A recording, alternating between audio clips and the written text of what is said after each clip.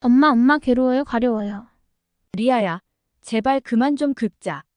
밤 10시, 집안은 조용해야 할 시간이지만 오늘도 리아의 울음소리가 울려 퍼졌습니다. 저는 소파에 주저앉아 리아를 품에 안고 있었어요. 이 작은 아이가 이렇게까지 힘들어하는 걸 보면서도 제가 아무것도 해줄 수 없다는 사실이 너무 괴로웠습니다. 리아는 태어날 때부터 피부가 예민했어요. 처음에는 단순히 건조해서 그런가 보다 했죠.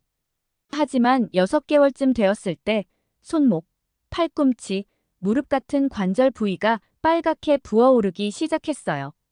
병원에서는 아토피라는 진단을 내렸고 크면서 나아질 겁니다라는 짧은 말과 함께 스테로이드 크림과 보습제를 처방해줬습니다. 그런데 아이 키우기가 이렇게 힘들 줄은 몰랐어요. 소중한 시청자님들께서 감동 텔러에게 보내주시는 구독과 좋아요는 큰 도움이 됩니다. 끝없는 칭얼거림과 잠 못 드는 밤. 리아야, 이제 그만 긁자. 엄마가 발라줬잖아. 리아의 손을 붙들고 겨우 달래면서도 마음 한편에서는 점점 지쳐갔습니다. 긁으면 안 된다는 걸 리아도 아는 것 같았어요. 하지만 너무 가려운지 제 손을 뿌리치고 다시 발진 부위를 긁는 모습을 볼 때마다 눈물이 날 것 같았습니다. 리아야, 미안해. 엄마 때문인 것 같아. 리아가 밤새 긁느라 울다 지쳐 잠든 날, 저는 부엌 식탁에 앉아 스스로를 책망하고 있었습니다. 리아의 피부는 점점 더 붉어지고 매일 밤 아기가 우는 모습을 보며 저는 견딜 수 없는 죄책감에 시달렸어요. 이게 다 나 때문 아닐까? 그날 밤, 저는 리아가 아토피로 고생하게 된 이유를 끝없이 되뇌며 스스로를 파헤치기 시작했어요. 그러다 문득 떠오른 건 제 임신 중에 나쁜 습관들이었습니다. 사실, 저는 임신 중에도 콜라 없이는 하루를 버틸 수 없었어요. 딱히 술을 좋아하는 편도 아니었고, 커피도 멀리했지만 콜라만큼은 놓을 수 없었습니다. 처음엔 아침에 한 잔만 마셨죠. 하지만 점점 졸릴 때마다, 스트레스를 받을 때마다 콜라에 손이 갔습니다. 설마, 이 정도가 큰 문제겠어? 제 핑계는 늘 같았습니다. 카페인 함량도 커피보다 적고 탄산이 소화를 도와주니까 괜찮아. 그렇게 매일 한 병씩 콜라를 마시며 저는 크게 걱정하지 않았어요. 하지만 지금 생각해보면 엄청난 설탕, 덩어리와 각종 화학 첨가물을 리아가 뱃속에서 고스란히 받아들이고 있었던 건 아닐까요? 리아가 태어나기 전 저는 프라이드 치킨 매니아였습니다. 임신했을 때는 더 심했어요. 퇴근 후 치킨 냄새를 맡으면 참을 수가 없었거든요. 하지만 임산부가 맥주를 마시는 건 안 된다고 생각해서 대신 저는 치킨에 콜라를 곁들였어요. 아, 그 맛이 얼마나 좋았던지. 튀김옷의 바삭함과 콜라의 시원한 탄산감. 저는 행복했어요. 하지만 지금 리아가 가려움 때문에 울고 있는 모습을 보면 그 행복이 너무나 죄스러워집니다. 그 치킨과 콜라가 아이의 피부에 나쁜 영향을 미쳤던 걸까? 내가 그때 참았더라면 리아가 이 고통을 겪지 않아도 됐을까? 어느 누구도 아토피가 유전 때문이다라고 이야기하지는 않았지만 괴로워하는 리아를 보며 내 마음은 정말 찢어지는 것 같았습니다. 밤이 되면 상황은 더 심각해졌어요.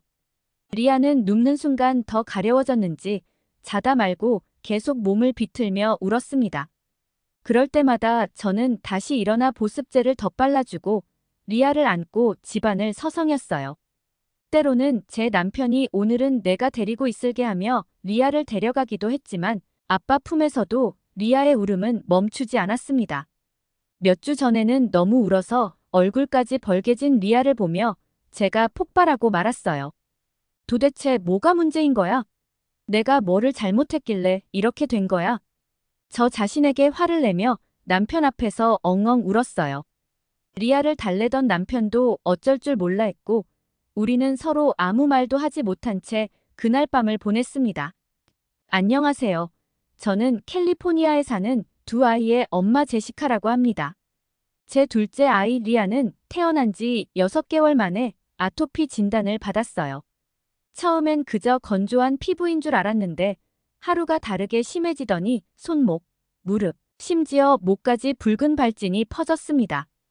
병원에서는 스테로이드 크림과 항히스타민제를 처방해 주었지만 일시적인 완화일 뿐 완전히 사라지진 않았어요. 저는 두 아이를 키우느라 정신이 없었어요. 첫째는 유치원에 보내야 하고 둘째 리아는 아토피 때문에 밤낮으로 보살펴야 했죠. 남편은 출장이 잦았고 집안일은 늘 미뤄져서 산더미처럼 쌓이기 일쑤였습니다. 그러던 중 한 번은 집안 청소를 도와줄 도우미를 구하게 되었는데 그날 우리 집에 오셨던 분이 바로 박씨 할머니였습니다. 처음엔 그냥 지나가는 도우미라 생각했어요. 할머니는 깨끗하고 꼼꼼하게 일을 마치셨고 무엇보다도 따뜻한 미소가 인상적이었죠. 그날 이후 저는 집안일이 더 밀릴 때마다 할머니를 부르게 되었고 어느 순간부터는 할머니의 정성 어린 손길이 우리 가족의 일상이 되어버렸습니다. 그런데 박씨 할머니는 단순한 청소 도우미가 아니었습니다. 알고 보니 한국에서 5손주를 직접 키워내신 육아의 달인이셨죠. 할머니의 눈길, 냉장고에서 찾은 문제. 그날도 할머니는 부엌을 정리하며 우리 집 냉장고를 열고 계셨어요. 어이구, 이 집 냉장고는 마트에서 산 걸로 가득하구먼. 네 엄마, 여기 이거. 할머니는 냉장고에서 병에 든 이유식을 꺼내셨어요. 이거 다 좋은 걸로 보이지만 잘 봐. 여기에 들어있는 게 진짜 자연 그대로의 재료 같아. 이런 건 대량으로 만드는 음식이라 아이한테는 별로 안 좋을 수도 있어. 그 말에 저는 머리를 극적이며 대꾸했죠. 그런데 할머니, 저는 직접 이유식을 만들어 본 적이 없어요. 시간이 없기도 하고 이런 걸 사는 게 더 간편해서요. 할머니는 고개를 저으시며 말했습니다. 리아 얼굴을 봐봐. 이 아이 피부가 지금 계속 이렇게 붉은 건 이유식 때문일 수도 있어. 한번 쌀죽부터 시작해보지 그래. 그날 이후로 박씨 할머니는 리아의 아토피 문제를 본격적으로 도와주시기 시작했습니다. 다음 날 할머니는 작은 쌀 한 봉지와 손수 키운 채소 몇 가지를 들고 우리 집에 오셨어요. 엄마, 이유식은 이렇게 만드는 거야. 쌀을 깨끗이 씻어 물에 불린 다음에 푹 끓이는 거지. 아무것도 넣지 말고 맑게 끓여서 아이에게 먹여봐. 그렇게 할머니의 도움으로 저는 처음으로 쌀죽 이유식을 만들었습니다.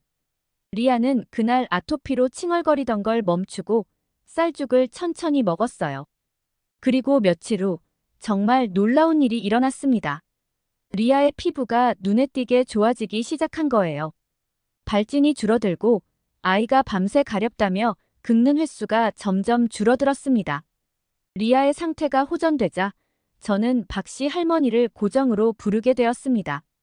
할머니는 우리 집에 오실 때마다 새로운 이유식 레시피를 알려주셨고 매번 깜짝 놀랄 만한 아이디어를 주셨어요. 단호박 피레도 좋아. 단호박을 쪄서 껍질을 벗기고 푹 익혀서 곱게 으깨봐.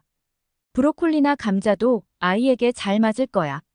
살짝 익혀서 자극 없이 부드럽게 만들어 먹여봐. 할머니의 조언은 단순히 레시피를 넘어서 한국 전통 육아의 지혜를 담고 있었습니다. 아이한테는 자연에서 온 재료가 가장 좋아. 첨가물이 없는 엄마가 직접 만든 음식이 아이의 몸을 건강하게 만들지. 할머니와 함께하는 동안 저는 한국식 이유식의 철학에 깊이 매료되었습니다. 한국식 이유식을 시작한 지 2달이 지나자 리아는 완전히 다른 아이가 되었습니다. 피부 발진은 거의 사라졌고 밤마다 울던 리아가 이제는 푹 자면서 웃는 모습을 보였어요. 저는 그런 리아를 보며 눈물이 날 정도로 감격했습니다. 그 후로 저는 한국 이유식에 대해 본격적으로 공부하기 시작했어요. 책도 찾아보고 온라인 자료도 뒤지고 박씨 할머니께 계속 조언을 구하며 한국식 이유식의 효력을 알게 되었습니다. 리아가 한국식 이유식을 먹으며 피부 상태가 좋아지는 것을 본 후 저는 도저히 궁금증을 참을 수 없었습니다. 왜 한국 이유식이 아토피에 좋은 걸까? 단순히 쌀죽과 채소를 먹인다고 이렇게 큰 변화가 생길 수 있는 걸까? 그날부터 저는 한국 이유식에 대해 본격적으로 공부하기 시작했어요. 책을 읽고 인터넷 자료를 찾아보고 심지어 박씨 할머니와 긴 대화를 나누며 알게 된 사실들은 그야말로 놀라웠습니다. 한국 이유식은 단순히 음식이 아니라 아이의 몸을 이해하고 자연과 조화를 이루는 철학이 담긴 식문화였습니다. 1. 자극을 최소화한 저자극성 재료 사용. 한국 이유식의 가장 큰 특징은 아이의 소화기와 면역 체계를 배려한 순수한 재료 사용이었습니다. 제가 리아에게 처음 먹였던 병 이유식은 미국에서도 유기농 제품으로 유명했지만 그 성분표에는 낯선 화학적 이름들과 천연 향료, 농축, 과일 주스 같은 첨가물이 들어있었습니다. 반면 한국 이유식은 쌀죽처럼 가장 기본적인 재료로 시작합니다. 쌀은 글루텐이 없어 소화가 잘 되고 알레르기를 유발할 가능성이 적습니다. 처음에는 쌀과 물만으로 만들어 아이가 천천히 새로운 맛과 질감에 익숙해지도록 돕죠. 박씨 할머니가 말씀하셨던 한마디가 떠오릅니다. 애기들한테는 아무리 좋은 재료라도 자극이 강하면 안 돼. 순한 게 최고야. 이 저자극성 철학이 리아의 아토피 증상을 눈에 띄게 완화시킨 첫 번째 이유였습니다. 항염증 효과가 있는 식재료 활용. 한국 이유식은 기본 재료뿐 아니라 항염증 성분이 풍부한 제철 채소와 곡물을 활용하는 점에서 차별화됩니다. 리아가 쌀죽을 잘 먹기 시작한 뒤 박씨 할머니는 브로콜리, 단호박, 감자 등을 넣은 이유식 레시피를 가르쳐 주셨어요. 이런 채소들은 몸속 염증을 가라앉히고 면역력을 키우는 데 좋아. 천천히 익혀서 부드럽게 만들어 먹이면 아이가 잘 받아들일 거야. 특히 단호박은 베타카로틴과 비타민C가 풍부해 피부 회복에 큰 도움을 주었고, 브로콜리는 강력한 항산화 효과로 체내 독소를 제거하는 데 기여했습니다. 이런 자연 재료들을 조합하면서 저는 리아의 이유식이 단순한 영양 공급을 넘어 아토피의 뿌리부터 개선하고 있다는 것을 깨달았어요. 3. 소화와 장 건강을 돕는 균형 잡힌 식단. 아토피를 공부하다 보니 놀랍게도 장 건강과 밀접한 관련이 있다는 사실을 알게 되었습니다. 우리 몸의 70% 면역 세포가 장에서 활동한다는 연구 결과를 보면서 리아의 장 건강을 개선하는 것이 아토피 치료의 중요한 열쇠라는 생각이 들었어요.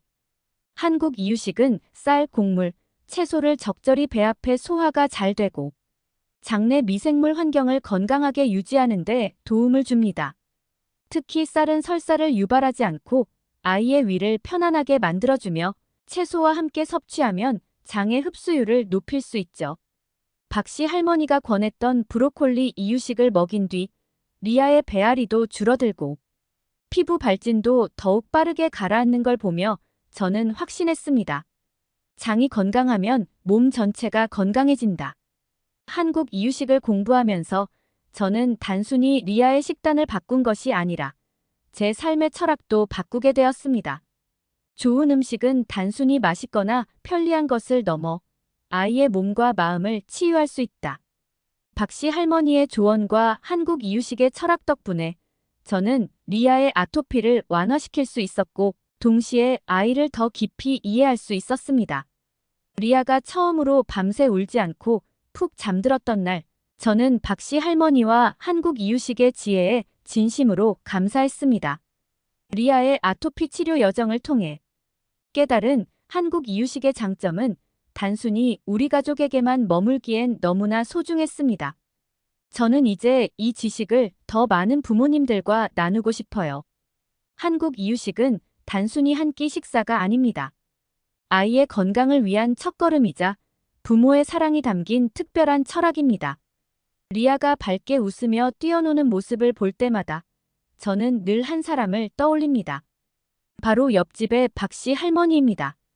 저는 육아와 아토피로 지쳐있던 시절 할머니의 따뜻한 손길과 지혜가 아니었다면 지금의 리아와 제 가족의 행복도 없었을 거예요. 할머니는 단순히 냉장고를 정리해주는 분이 아니었습니다. 한국 전통 이유식의 가치를 제게 전수해준 삶의 멘토였고 리아의 아토피를 완화시키는 여정에서 가장 든든한 동반자였습니다. 할머니 덕분에 저는 한국 이유식을 시작했고 리아의 피부뿐만 아니라 우리 가족의 건강까지 개선되는 기적을 경험할 수 있었습니다. 무엇보다 한국 전통 음식의 철학 속에서 사랑과 정성의 의미를 다시 배우게 되었죠. 리아의 변화를 통해 깨달은 한국 이유식의 힘은 우리 가족만 알고 있기엔 너무나 소중합니다. 리아처럼 아토피로 고생하는 아이들과 그 부모님들에게 이 지혜를 전하고 싶다는 생각이 들었어요. 그래서 저는 작은 사업을 시작하려 합니다. 이 사업은 단순히 이유식을 판매하는 것이 아닙니다. 리아스 키친은 한국 전통 이유식의 철학과 가치를 전하는 공간이 될 것입니다. 건강하고 순수한 재료로 아이의 몸과 마음을 치유할 수 있다는 믿음을 바탕으로 어려움을 겪는 부모님들에게 희망을 전하고 싶습니다. 저는 이 일이 단순히 사업이 아니라 감사의 연장선이라고 생각합니다. 박씨 할머니가 제게 알려주셨던 그 따뜻한 마음을 더 많은 사람들에게 전하고 싶어요. 박씨 할머니, 당신의 지혜와 사랑이 없었다면 지금의 저도 리아의 건강한 웃음도 없었을 거예요. 진심으로 감사합니다. 그리고 이 글을 읽는 모든 부모님께 전하고 싶습니다. 아이의 건강은 작은 변화에서 시작됩니다. 한 그릇의 쌀죽, 한 번의 정성 어린 이유식이 우리 아이에게 평생의 선물이 될 수 있습니다. 리아와 함께한 제 이야기가 작은 희망이 되길 바라며 앞으로도 더 많은 아이들이 건강한 웃음을 되찾을 수 있도록 노력하겠습니다. 여러분, 오늘도 감동 텔러와 함께 해주셔서 감사합니다. 저희 채널은 한국의 숨겨진 이야기를 통해 전 세계의 감동과 영감을 전하고자 최선을 다하고 있습니다. 앞으로도 더 많은 해외 감동 사연을 생생하게 전달해 드릴 테니 구독과 좋아요로 함께 응원해 주세요. 여러분의 관심과 사랑이 큰 힘이 됩니다.